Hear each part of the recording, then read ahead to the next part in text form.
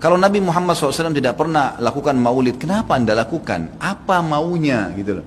Tanya coba, pasti mereka bilang Nabi nggak pernah lakukan, para sahabat tidak melakukan. Sampai saya pernah berkata kepada beberapa teman yang sudah sampai pada level ustadz-ustadz, kiai-kiai yang mereka masukkan, saya bilang, akhi, tolong datangkan kepada saya satu saja pendapat, tidak usah dari para sahabat, tidak usah dari para tabi'in.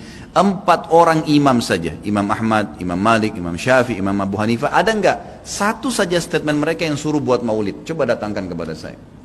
Tidak pernah ada, satu pun tidak ada statement mereka. Dan itu muncul justru setelah mereka meninggal. Imam Abu Hanifah meninggal tahun 150 Hijriah, Imam Malik meninggal 179 Hijriah, Imam Syafi'i meninggal 204, Imam Ahmad meninggal 240 Hijriah. Itu munculnya maulid di tahun pas Imam Ahmad terakhir tuh, 10 tahun sebelum meninggal, 230 Hijriah oleh orang-orang Syiah yang ada di Mesir. Itu mereka lakukan. Karena mereka mau mencontohi ya, yang dilakukan oleh orang-orang Nasrani merayakan hari lahirnya Nabi Isa alaihissalam. Banyak orang bilang ini kan cuma untuk syiar. Syiar akhi, sampaikan sejarah Nabi Muhammad SAW. Sampaikan majelis ilmu, bukan dengan membuat-buat yang Nabi kita tidak lakukan, gitu kan? Saya sarankan, jadikanlah Nabi Muhammad SAW betul-betul sebagai kiai Anda.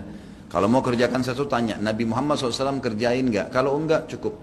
Kita enggak lebih pintar dari Nabi SAW, teman-teman. Dan boleh diutus untuk dicontohi. Yang diperintahkan saja sudah padat, sudah banyak. Untuk apa buat-buat lagi? Udah banyak gitu kan? Dan anehnya teman-teman yang buat acara maulid ini, subhanallah, banyak sunnah Nabi yang ditinggalin. Banyak, melimpah sunnah Nabi gak dikerjakan. Banyak sekali, kita temukan kukunya masih panjang, hal yang kecil.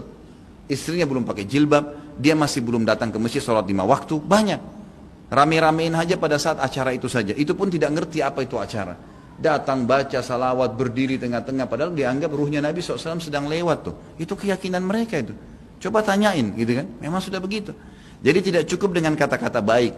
Mohon maaf, saya katakan ini dengan teman-teman yang melakukan perbuatan-perbuatan yang Nabi SAW tidak perintahkan.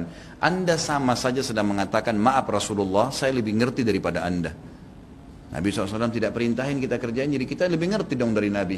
Gitu kan? Padahal kita disuruh menjadikan Nabi Muhammad SAW sebagai suri tauladan. Yang disuruh saja, jangan tambah-tambah, cukup. Cukup. Dan yang tidak dicontohkan sama, jangan juga dilakukan. Karena Nabi SAW bukan orang yang tidak tahu, orang yang tahu, semua dipandu kan. Berarti di sini masuk dalam mengerjakan apa yang diperintahkan, meninggalkan apa yang dilarang dan yang tidak dicontohkan. Karena di sini dilarang itu bisa Nabi SAW larang atau Nabi SAW sengaja tidak lakukan untuk menunjukkan kalau itu tidak boleh. Kan seperti itu. Semoga Allah berikan hidayah.